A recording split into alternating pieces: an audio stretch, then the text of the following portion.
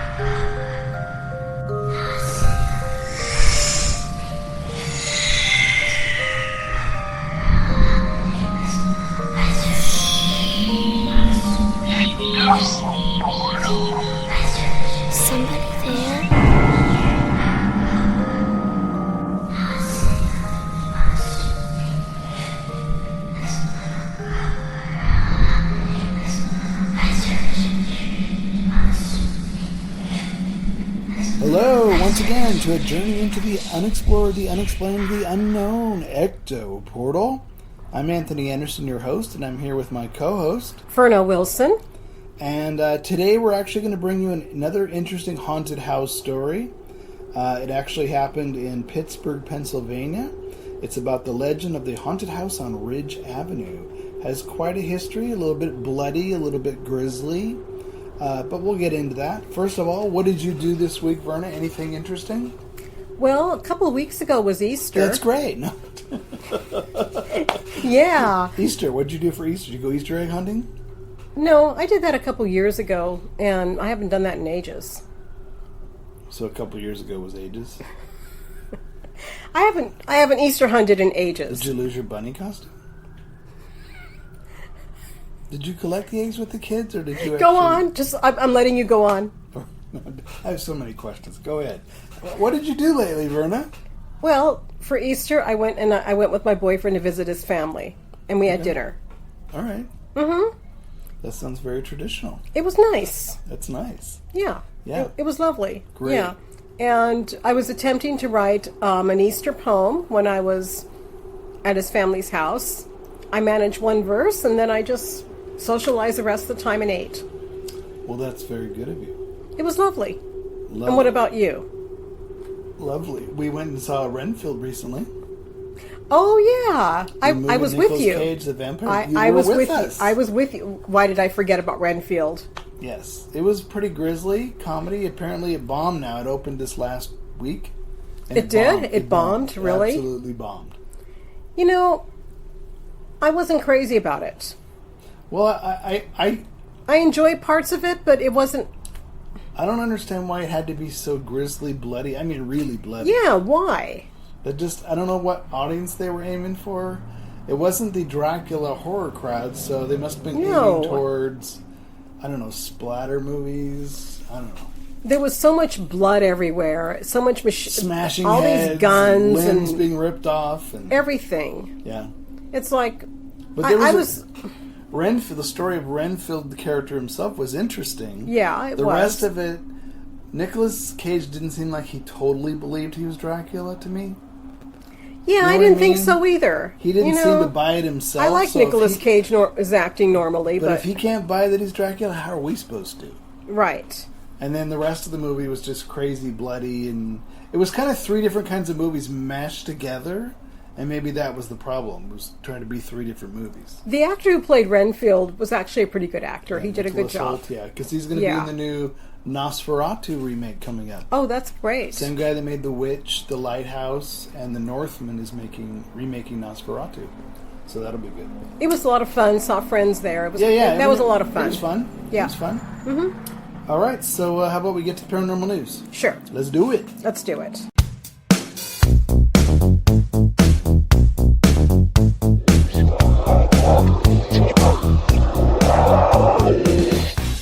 And welcome to the paranormal news. All right, what have you got, Verna? Well, there's an article that the Vatican is going to be studying Marian miracles and Marian apparitions.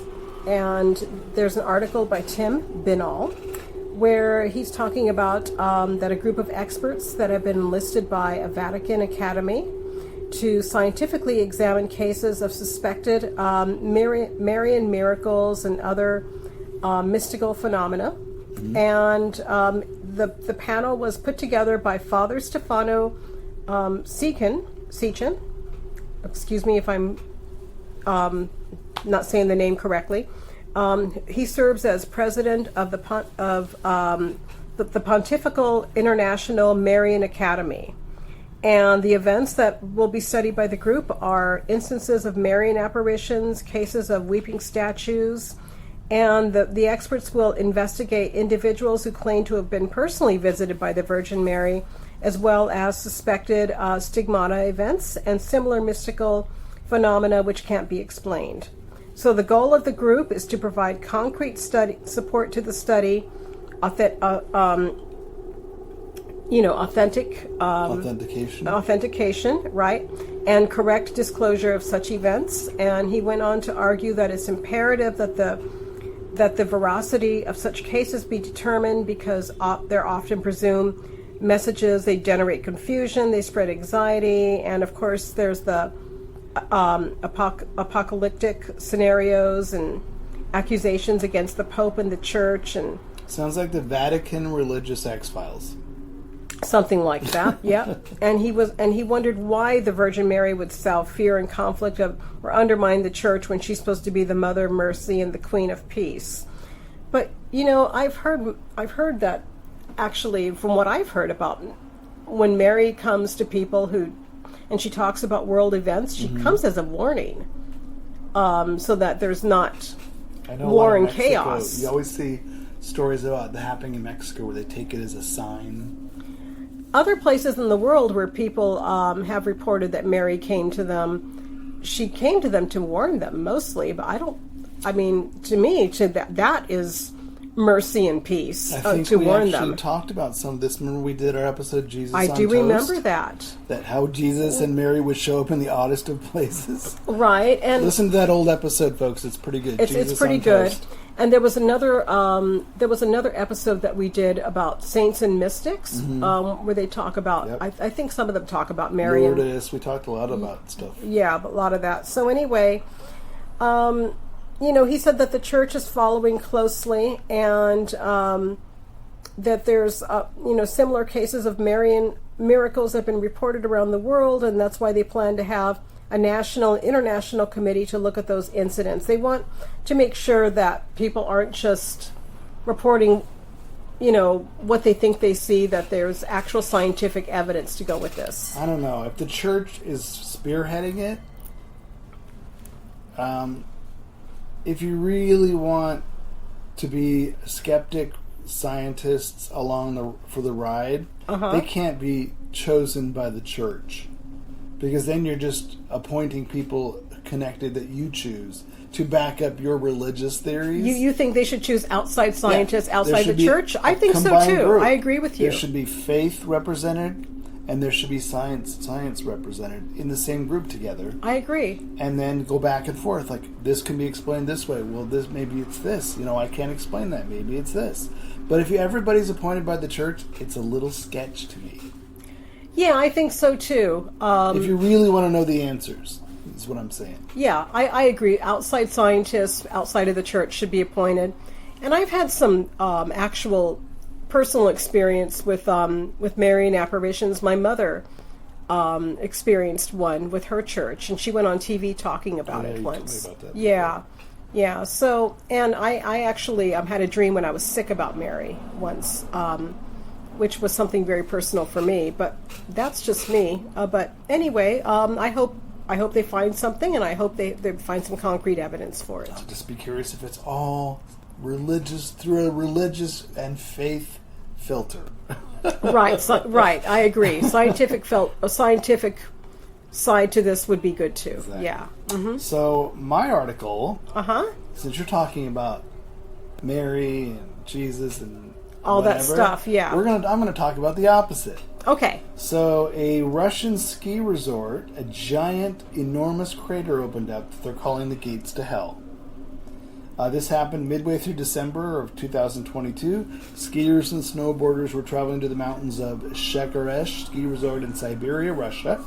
They've done this since the early 2000s. Residents and holiday goers, they like to go on the slopes, relax, unwind, go skiing. This year they saw the unexpected when a giant crater opened up nearby. And they all labeled it the Gates of Hell. The town of Sheragesh was founded in 1912 when the Sherageshevi brothers discovered iron ore in the region. It was soon excavated to retrieve the metal. The mines are still in existence and play an important role in the local economy. They're owned by the Evraz Group, which produces 28% of all Russian train wheels and a staggering 97% of all tracks. This isn't remotely what the town is known for. The mining industry is overshadowed by a local ski resort that has grown to be the largest in Siberia. The ski resort and the mines collide with each other within a 100-foot wide gate to hell crater opened up. A cloud of smoke appeared. The cavern opened up. There were 4 homes nearby which were caught right on the edge of the sinkhole. Somehow they didn't fall in, but it was very, very dramatic. Jeez. The crater opening was the collapse of an iron ore mine. Oh. There was no casualties. The residents once believed nearby houses had already been moved elsewhere, but the crater was closed. Work came to a halt. But still, there were those whose faith, they said, no, this was the gates of hell that opened up. This is a bad area. When it's just an old collapsed ore mine. So this, again, it's funny how you're talking about the Vatican creating this team to investigate based on faith, and this one's opposite. It's faith in it is bad, it's evil, it's the gates of hell that just opened up. People will come up with something even when there's a perfectly good explanation. Oh, I agree. It just, but then people can find something in anything, really, if you try hard enough. Well, that's true. You can look at my cat's foot and find something in it. Yeah. All right, so that's the paranormal news, folks. As an example. Until next time.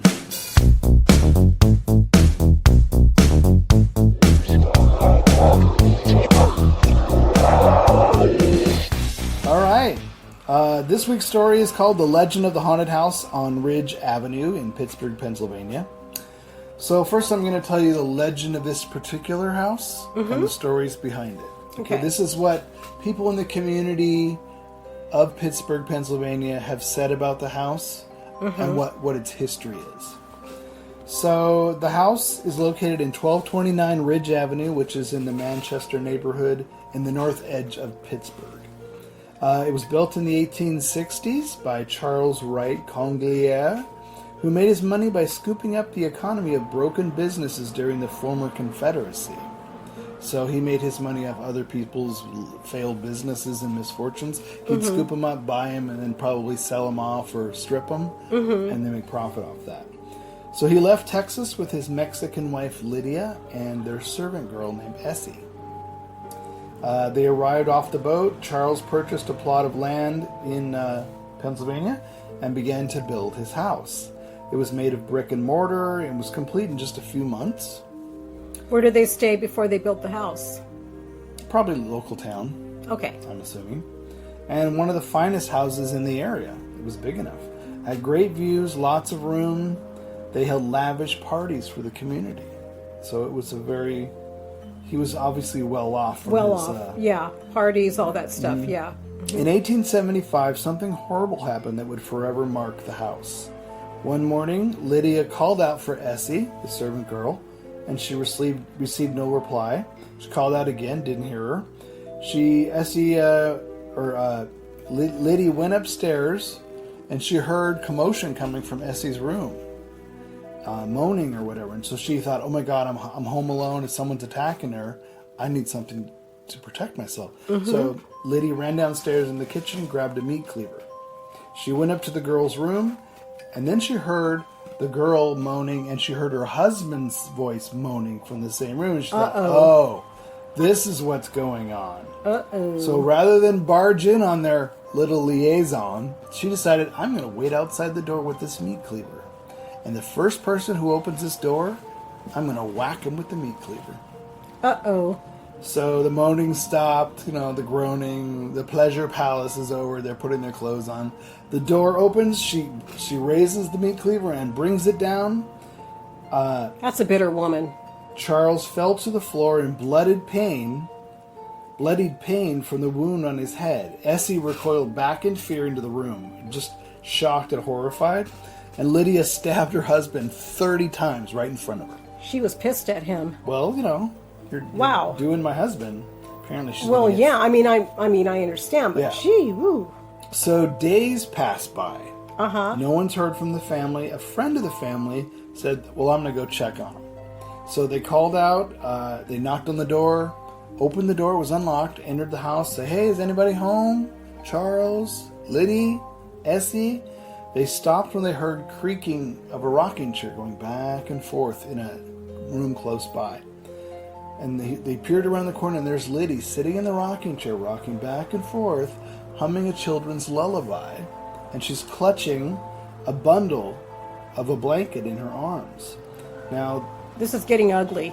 Liddy doesn't make any notice of the person entering the room, but they're like, Liddy! Liddy! Lida says nothing. The friend knew that they had no children, so they're a little bit confused. Like, why is she humming a lullaby, rocking this child in a chair, looking out the window? I'm scared to find out. They eased the bundle of blanket out of Liddy's arms as she gazed out the window, still humming the whole time. Once the bundle was taken, they opened it up and they dropped it in horror.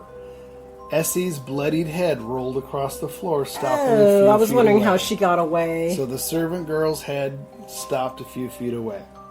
Now that's the local legend from the community over the years. That's what people tell each other. And she was a nutcase cradling the head of the servant. Yes. Now the real story, there's no record that could be found that said that any of those people ever lived in the house. Okay. The actual house is much smaller and was built in the 1880s, not the 1860s. Records show that the Congolier family descendants did live in the house later on, but no record of Charles, Lida. No dramatic story. In 1892, the house was converted to apartments for local railway workers. Workers would never stay long as they heard screams and sobs of a woman from many rooms and never found anybody there. They also claim to have heard the sounds of a woman humming a distinct lullaby and hear a rocking chair go back and forth, back and forth. The house was left empty within the next 2 years. In 1901, a Dr. Adolf C. Brunk-Richter purchased the house, and the neighbors waited with bated breath, convinced that something would happen. It didn't take long, because actually in 1901, the neighbors next door heard a loud scream of a woman, saw a flash of red light come from inside the house, and the windows shattered out onto the lawn. The earth trembled under the neighborhood, sending cracks through the sidewalks, and knocked all the neighbors' furniture over in their homes, and a smell of ozone filled the air. Two things: earthquake, or the house wasn't on a solid foundation. It was getting old. So dead silence. The neighbors were brave enough to enter the house, and they went looking for the doctor. But he was nowhere to be found. What they did find was horrifying. Yikes, okay. Police and firefighters went in and found in one of the upstairs bedrooms the decomposed body of a young woman, blood-soaked, spread-eagle, and missing her head. Ooh. The girl's head was later found in a makeshift laboratory the doctor set up in another accompanying room. They found out he was doing experiments on heads, trying to keep them alive after decapitation. Ew. They found other heads as well. Psycho. His equipment had malfunctioned and caused the explosion. Police also found the graves of 5 different women in the cellar. Each head was matched up and found in the laboratory to the bodies in the cellar. That's a real horror story. So the good doctor must have escaped during the explosion. That was the reasoning, as he was never found. They even did a manhunt. Now this is interesting. This was in Pittsburgh. In 1927, in the Bowery in New York, Lower Bowery of New York City, a drunken man was arrested. He was booked on drunkenness and disorderly conduct. At this police station, he began to talk. He told them what his name was, and he told the officers stories that made their skin crawl. He said of how he lured young women and girls to the house in Pittsburgh with promises of love and affection, and then he would decapitate them and experiment on them.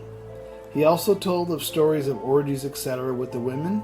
He gave the locations of the graves of other women not buried in the cellar, but no other bodies were found. He lured them that easily? He must have thought he was hot stuff. I don't, there's no pictures, so I couldn't tell you that. Maybe. I mean, that's easy. Yeah. So he was locked up for over a month at Blackwell's Island. The local papers called him the Pittsburgh Spook Man. Now, as he was being released and considered crazy and harmless, they found Crazy and harmless? Yeah, well, they didn't have any proof. Okay. As he was being released, they found scrawled on his cell wall in his own blood, "What Satan hath wrought, let man beware." Woo. Yeah, exactly. So, over the years, there's stories of the house. It's haunted. There's an evil presence there. They actually had a Julia Murray, a psychic medium, visited the home and said there was a horrible, fearsome presence. Witnesses to her walkthrough say objects were hurled at her from unseen forces, striking her. Julia claimed the evil in the house would eventually escape, but the particular article, this particular sourced article, which is very in-depth, he found no record of a psychic named Julia Murray. In 1920, it was said that the house was visited by Thomas Edison, the inventor. Oh, okay. And he brought along his rumor device to talk with the dead. Remember that device? They I found heard about plans of the schematics that he was going to build this to talk to the dead. Well, it's said that he actually visited the house with the device and that he tried to speak with the dead. There were no witnesses that claimed to have seen the device itself. Kind of like a PX, an old PX. Yeah. The early PX, yeah. Yeah, he was definitely trying early EVP work with his machine. He was. Many spoken that he was designing a tool but never finished it before he died. Or did he? No print record of the event could be found, but that doesn't mean it didn't happen either. Because that would be around the right time period where you're in the Victorian era, the spirituality's on a rise. I could see Edison going, maybe I can come up with something for people to talk to the dead. And that was an opportunity. Maybe he was in Pittsburgh at the time. He thought, let me go try it. So it was learned, in truth, that the gas lines were put in before the house was completed, that many workers were laid off and replaced by cheaper Italian workers. It was later found that there was a giant leak all this time under the house itself. Yikes. Could this be the cause of all the paranormal experiences? Now, the house did suffer an explosion due to the gas, which blew 14 men completely sky high, body parts. Ooh. It was the house was a shambles, big pile of rubble. And it sat there for years until it was cleared way to make for a new freeway. So the reason I chose this article was by Troy Taylor, by the way. It was very in-depth. There's a lot more information about the gas explosion and stuff later, but he digs really deep to show you, here's stories I found locally when he talked to people. Mm-hmm. Then he did his research and found that none of those people existed in that house, at least in print form he could find. But some relatives did later. And then he found, there was that great explosion and the cracks in the sidewalks and the flash of light and the windows shattering. But then later he found out there was a gas explosion, but it was literally a gas explosion under the house, that there was a leak. Now, it's interesting because a lot of times people think if there's a natural gas leak or something, it can cause hallucination. It can cause, maybe you think you see something. You know what I mean? It can They weren't up for checking on that stuff back then as they are now. No, yeah. No. And you wouldn't, if there was a leak, even if it's a small enough leak, but it leaks into the house, it's going to affect the people that are there. Right. But that whole stuff with the Dr. Adolf, he didn't really say whether any of that was true or not. I don't know if he found any true records of the doctor living there. Mm-hmm. But he did. I think he found stuff other sources that he did exist. But it's interesting how people will take very particular details from other stories and kind of meld them together locally to form this legend of this house. Sure. I'd love to investigate. Oh, there's no house. It's long gone. Now No, it's a freeway. but you mean the area, possibly? Yeah. Who knows? Maybe it was haunted. Maybe something did happen. But when I do research, I'm still finding it to this day when I'm doing my new book. Just what people, even today, claim in a story. This is what happened. This is what this is. I look at the articles in 100 years ago. The articles, no, this is not true, and no one bothered to look up to find out and verify if this location was really here.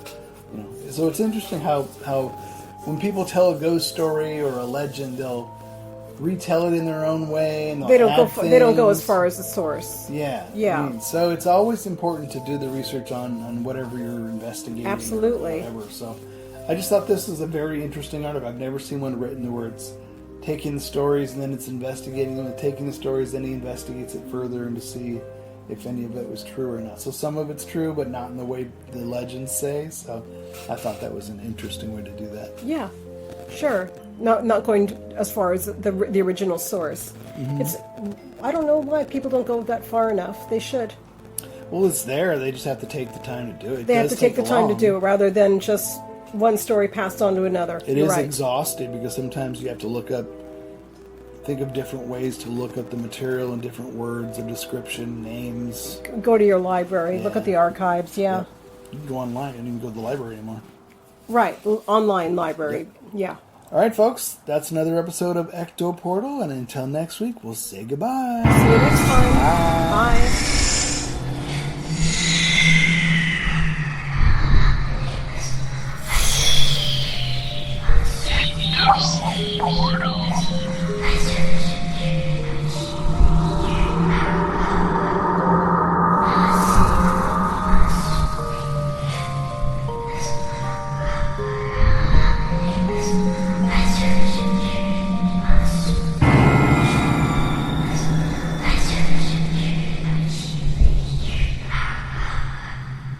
Royalty-free, copyright-free music by Kevin MacLeod and Ross Bugden.